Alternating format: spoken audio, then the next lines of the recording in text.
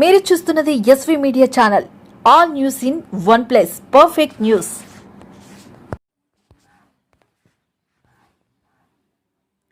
పెన్షనర్ల సమస్యల పరిష్కారానికి కూటమినే గెలిపించాలి.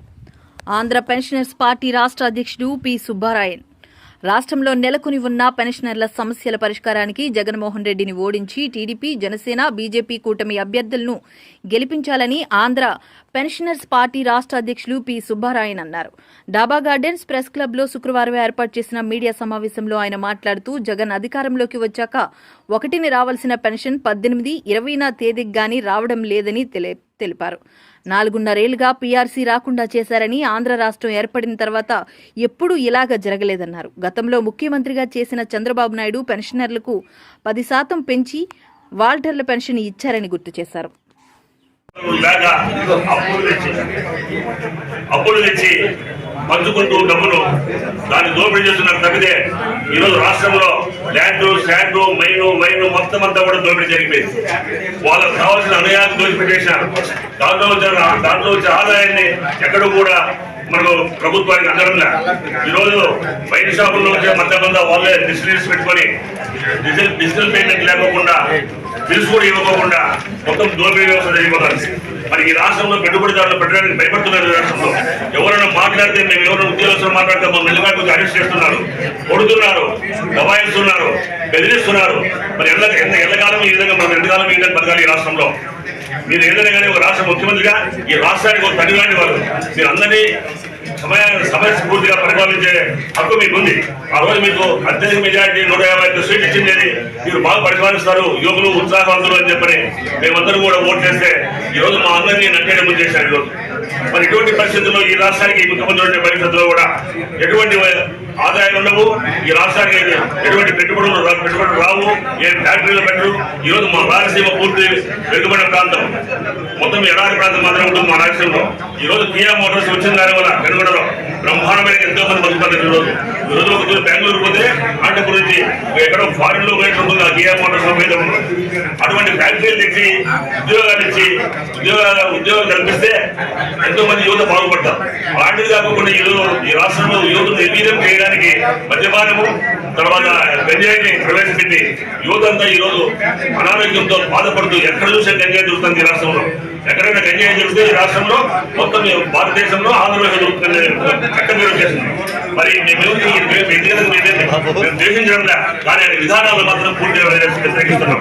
ఇటువంటి మీరు మార్చుకోకపోతే వచ్చే ఎన్నికల్లో మేము కూడా, ఎందుకంటే మేము డిసైడ్ చేసుకున్నాం, ఎందుకంటే ఈ ప్రభుత్వం వస్తే మాకు వేరే గత్యంతరం లేదు కాబట్టి ఇక గుడిలో మెల్లమేలని చెప్పి ఎందుకంటే ఉండేది మనకు ఒకటే ఆదరణే ఎన్డీఏ కూటమి కాబట్టి ఇక వేరే లేదు మనకు. కాబట్టి మేమందరూ కూడా ఎన్డీఏ కూటమి ఓట్లు వేసి గెలిపించడానికి నిర్ణయించుకున్నాం.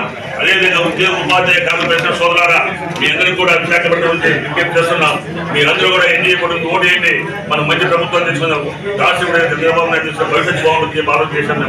సీరియస్ 75-60 ఏళ్ళ వృద్ధులంతా కూడా ఈరోజు యాత్ర చేస్తున్నాము. మాకు వేరే ఏం లేదు గతంలో కాబట్టి అందరూ కూడా అందరూ ఓటు చేసి ఎన్డీఏ ప్రభుత్వాన్ని గెలిపించాలని విజ్ఞప్తి చేస్తున్నాం. Thank you sir. ఈరోజు మేము ఆంధ్ర పెన్షనర్స్ పార్టీ తరఫున అన్ని జిల్లాలు తిరుగుతున్నాం. ఈరోజు ముఖ్యమంత్రి గౌరవనీయులు ఆయన ముఖ్యమంత్రి వ్యతిరేకత వ్యక్తిగతంగా లేదు, కానీ ఈరోజు ఉద్యోగ ఉపాధ్యాయ కార్మిక పెన్షన్లు అందరూ కూడా నిరాశిస్తున్నాం సార్ ఆంధ్రప్రదేశ్లో. ఎందుకంటే గత చరిత్రలో ఏ రాష్ట్రంలో కూడా ఎక్కడా జరగని వింతలు దూరాలు ఈ రాష్ట్రంలో ఉద్యోగ ఉపాధ్యాయ కార్మిక పెన్షన్ జరిగాయి.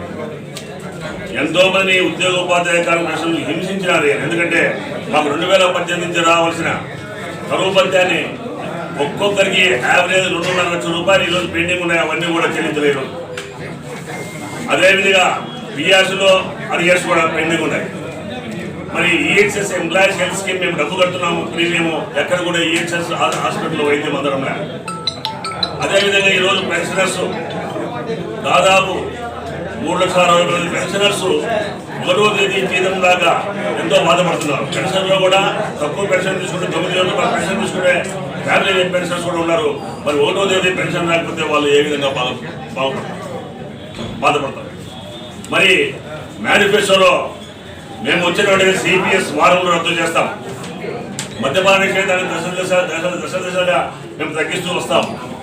మరి ఉద్యోగులకు టైం టు టైం డిఏ ఇస్తాం. టైం టు టైం మీకు అన్ని కూడా మేము అందిస్తామని చెప్పి వాగ్దానం చేసిన ఈ ముఖ్యమంత్రి గారు వీటిలో ఏ ఒక్కటి కూడా అమలు చేయలేదు. అప్పులు తెచ్చి పంచుకుంటూ డబ్బులు దాన్ని దోపిడీ చేస్తున్నారు తప్పితే ఈరోజు రాష్ట్రంలో ల్యాండ్, శాండ్, మైను, వైను మొత్తం అంతా కూడా దోపిడీ జరిగిపోయింది. వాళ్ళకు కావాల్సిన అనుయాలు దోచిపెట్టేశారు. దాంట్లో వచ్చే ఆదాయాన్ని ఎక్కడ కూడా మనకు ప్రభుత్వానికి అందడంలా. పార్టీ కూటమికి ఓట్లు వేసి పార్లమెంట్ అభ్యర్థుల్ని, శాసనసభ అభ్యర్థుల్ని గెలిపించవలసిందిగా ఆంధ్ర పెన్షనర్స్ పార్టీ విజ్ఞప్తి చేస్తుంది. సార్ మా జనసంఘ ఈ ఖర్చుని గవర్నమెంట్ ఆఫ్ ఇండియా యాక్సెప్ట్ చేసిన తర్వాత ప్రాజెక్ట్ ప్రారంభమైంది. తర్వాత జగన్మోహన్ రెడ్డి వచ్చిన తర్వాత కొంత ఎన్హాన్స్మెంట్ పెరిగిన ధరల అనుగుణంగా ఎన్హాన్స్మెంట్ జరిగింది. దాన్ని కూడా అప్రూవ్ చేసిన తర్వాత మాత్రమే ప్రాజెక్ట్ నిర్మాణం ఖర్చు ఎన్ని జరుగుతుంది. ఇది రియంబర్స్మెంట్. ఈ యొక్క ఎక్స్పెండిచరు సెంట్రల్ గవర్నమెంట్ పంపితే సెంట్రల్ గవర్నమెంట్ దాన్ని ఎగ్జామిన్ చేసి దాన్ని యాక్సెప్ట్ సెంట్రల్ గవర్నమెంట్ రియంబర్స్మెంట్ చేసింది, డబ్బు పంపించింది. అంటే మా రిప్రజెంటేషన్ వారికి ఇచ్చాం, మా డిమాండ్స్ తోటి దయచేసి ఎన్ని సీనియర్ సిటిజన్స్ కి ఇవ్వాల్సిన బాధ్యత మీకు ఒక కార్పొరేషన్ పెట్టాలి. అదే రకంగా 20 లక్షల ఆరోగ్య బీమా మాకు అమలుపరచాలని చెప్పేసి ఇంకా కొన్ని డిమాండ్స్ చెప్తే వారు సానుకూలంగా స్పందించి వారు ఏమన్నారంటే మన ప్రభుత్వ అధికారులు పిలుస్తాం, చర్చిస్తాం.